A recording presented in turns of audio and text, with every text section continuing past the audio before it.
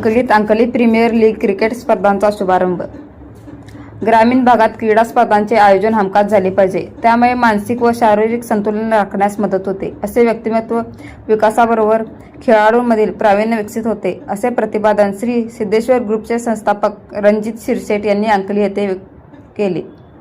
अंकली येथे premier league 2026च्या 7व्या हंगामातील प्रभागानुसार cricket स्पर्धांचे उद्घाटन प्रसंगी ते बोलत होते।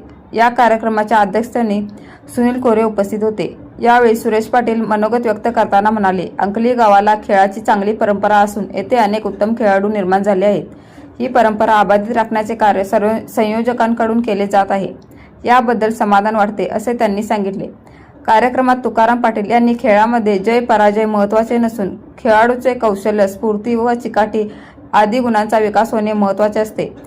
या स्पर्धेद्वारे नवनवीन खेळाडूंना प्रोत्साहन मिळेल व क्रीडा क्षेत्रात अंकली नावारूपास येईल, अशी आशा व्यक्त केली।